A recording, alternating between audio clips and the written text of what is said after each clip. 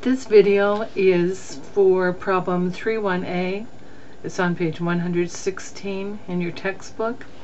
It's using the general journal. Now the general journal is like a diary where you record your transactions by date, and you see the date that it occurred, what account you plan on debiting, what account you plan on crediting, and an explanation.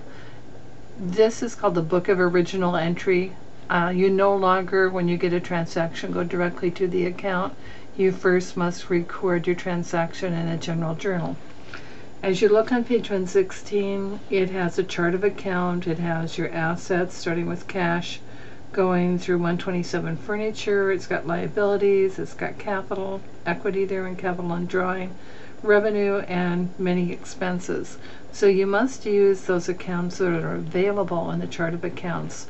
And when you record in a general journal, you always start off first with, at the top, the year, the month, and the day. So going down to this cell, you're going to be recording the year. And so for you doing it now, it would be 2011. The date is October 1st, so we go down to here and we record the date. And looking at the transaction, it says we bought liability insurance for 1 year, $1,850, and we wrote a check. Now, because we're buying it for more than 1 month, it's definitely prepaid insurance, which is an asset, because if you cancel your insurance policy, you would get a partial refund. That's why it's considered an asset. So the name of the account we're going to debit is prepaid insurance.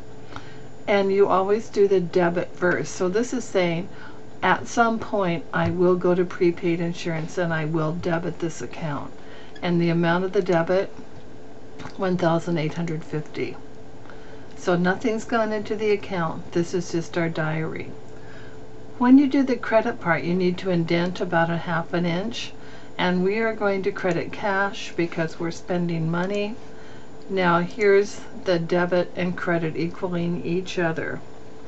Also, you need to record the explanation. So the explanation is dented about 1/2 inch more from your credit.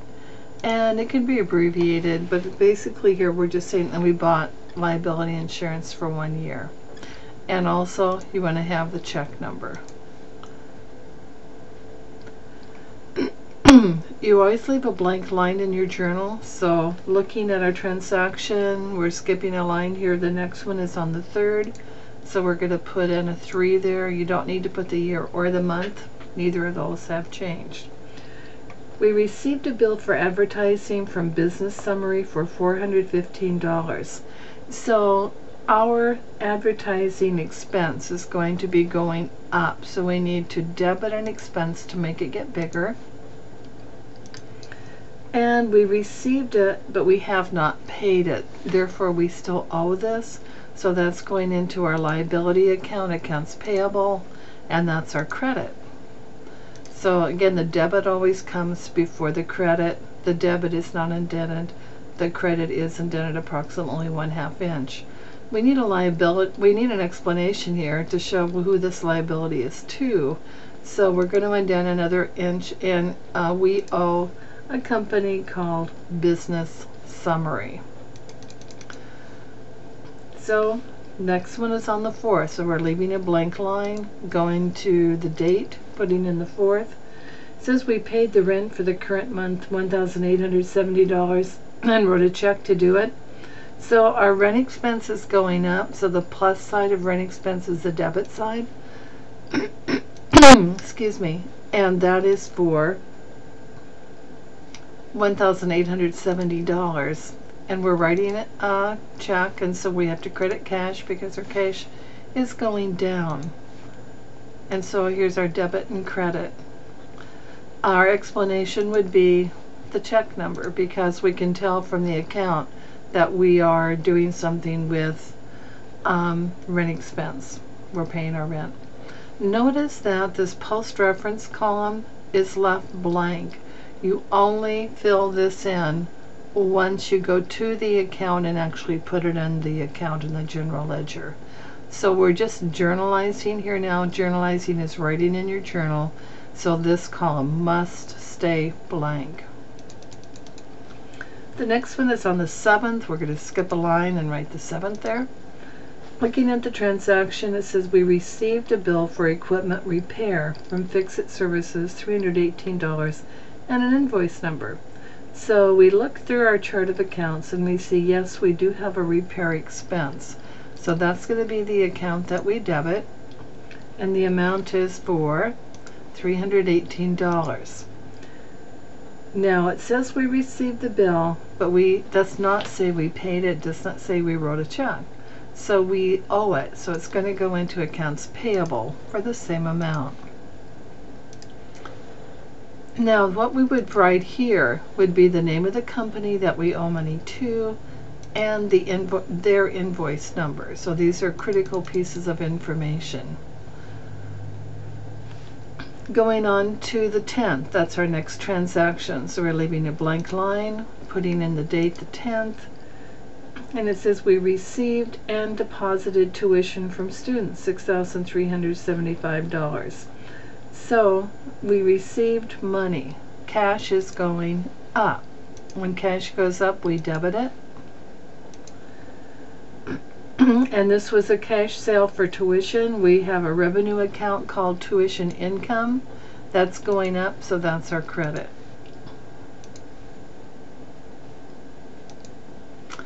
And we can tell by looking at it that it's where it's a sale from our students, so we don't have to put an explanation. Let's skip a line here, and the next one's on the 11th. On the 11th, so we're putting our date in.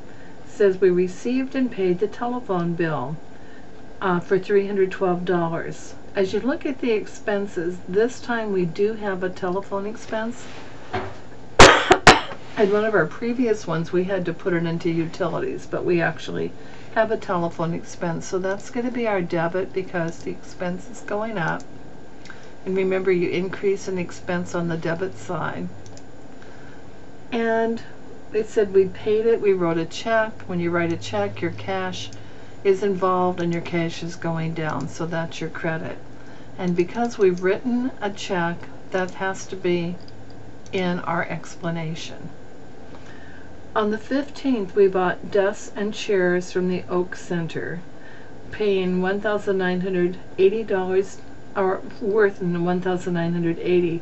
We paid them $980 in cash, and we're going to pay them the rest later. And so if you look at desks and chairs, so here's the date on the 15th. When you look at your chart of accounts, furniture would be the best place to put desks and chairs. So we're going to debit furniture for the total amount of $1,980. Now we made a partial payment. We wrote a check for $980, so our cash account is involved. We also owe a certain amount of money. We owe the difference. The difference is $1,000, so that's going to go into accounts payable. Accounts payable is going up, so we have to credit it.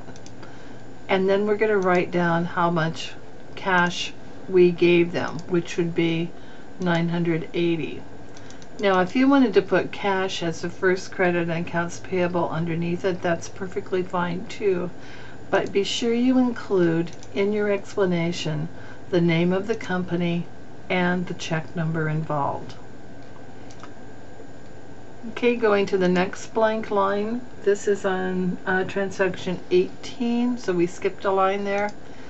And on the transaction on the 18th, we paid on account to Business Summary a credit $415. If you go back to October 3rd, that's when we had advertising expense from them. Now we're going to pay on that bill.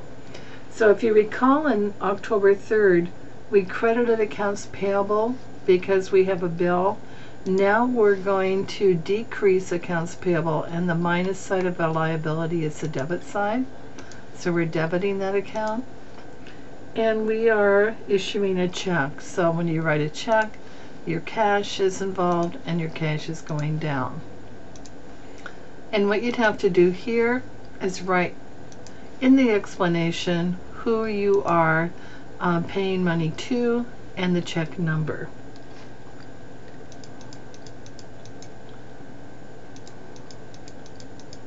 Skipping a line, the next one is on the 21st. So we're going to leave that blank line, record the date, the 21st. It said R. Barnes withdrew $1,000 for personal use and a check was written. When the owner makes a withdrawal for personal use, the name of the account, if you look at owner's equity, would be R. Barnes Drawing. So that's your drawing account, and it's getting bigger because before it had a zero balance, now it's going up to $1,000. Because we're writing a check, we have cash involved, and our cash is going down. So we're debiting drawing, we're crediting cash, and anytime you credit cash and write a check, you have to record the check number. Excuse me. The next date is the 24th. We're skipping a line, writing in the date. On the 24th, we received a bill for gas and oil from Wagner Oil Company, $225. Invoice number 682. So we received a bill, we have not paid it. Now this is for gas and oil. So as you look at your expenses, there is an account called gas and oil expense. Your gas and oil expense is getting bigger, so the plus side of an expense is the debit side. We have not paid them, so we owe them. When you owe money, it goes into accounts payable, and accounts payable is getting bigger, so the plus side of a liability account is the credit. And we're going to write down who we owe that money to and their invoice number.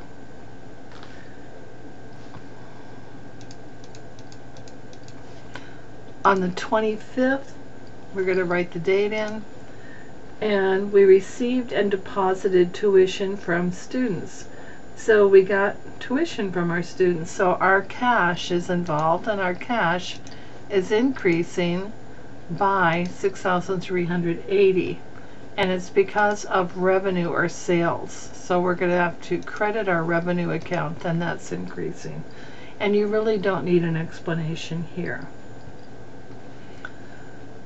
Now I have no more room, so I'm going to go down to my tab down here, and I'm going to click on problem 3.1 concluded to give me another journal page. This is journal page 32. The other page was 31. Since we're on a brand new page, we have to write the full date. So we're going to write in the year 2011, the month, and this one is on the 27th. Now on the 27th, we paid the salary of the part-time office assistant $1,150, and wrote a check. So salary expense is getting bigger. The plus side of an expense is the debit side, and we're writing a check, so our cash is involved, and cash is going down, so we have to credit cash. And when you write a check, you have to record the check number. And in this case, you don't really have to say that you're paying the salaries, because you can tell by looking at the account title that it was for salary expense. Leaving a blank line, the next one is on the 28th. So here's the date. On the 28th, it said we bought a photocopier on account from Gorst Office Machines, $1,950, invoice number 417. A photocopier, the best fit for that would be under equipment, because I'm looking up there at the chart of accounts, and that's going up by $1,950. And it says we bought it on account, so we're going to pay for it later. So that's accounts payable, a liability, which is going up. So down here in the explanation, remember when you indent, you need to write who you owe money to, and if they have an invoice number, which they should. Going on to the 29th, we're going to skip a line and put in the date. On the 29th, it says we received $950 tuition from a student who had charged the tuition on account last month. So money is going up by $950. So this is money that we received from a student. So the student owed us money, and now they are paying on the balance that they owe us. So when students owe or customers owe us, it goes into accounts receivable, which is an asset. When they pay down their balance of an asset, the minus side of accounts receivable would be the credit side. So here's cash going up. It's an asset. Here's another asset, accounts receivable, going down, but debit equals the credit. And again, every time we're doing this, notice that you have to put the debit always before the credit. On the 30th, so I'm leaving a blank line on the 30th. Let's see what happened. We received and paid the utilities $623, and we wrote a check. So utilities expense is going up, so we debit it for $623. Our cash is going down, so we credit that. And because we're writing a check, we need to record the check number. On the 31st, there are two entries. So the first one, we're skipping a line. Here's the 31st. We paid for flower arrangements for the front office, $87. But we don't have a flower expense account. So our best bet here would just be miscellaneous expense. When an expense occurs, it's going up. So that's the plus side, is the debit of an expense. And it said on this one that we wrote a check, so our cash is going down by the same amount. So the minus side of cash is the credit, and we have to record the check number and who we owe money to, or what it's about. Here we don't owe any money, I'm sorry. But it was for flowers, and we did get them a check. So we got a bill and we immediately paid it. Okay. The last one on the 31st, we're going to skip a line again and write the 31st. Looking at the transaction, the owner invested his personal computer and printer with a fair market value of $1,549 in the business. So if you think about what account a computer and printer would fit in best in your assets, it would be equipment. And the equipment is worth currently $1,549. So that's our debit to our equipment account. Because the owner invested this, anytime there's an investment, whether it's cash or any other asset, it goes into the capital account, and the plus side of capital is the credit. And in the explanation, you could see that they invested a PC and a printer. Okay, so we've done 2 pages worth of journalizing. Remember, this always has to be done from now on. You have to journalize. And at this point in this problem, we have not put anything into the accounts yet. So therefore, that post-reference column is empty. So it's really important for you to remember that this column stays blank until you actually start putting things in the account. And we'll do that in 3-2. This concludes this video.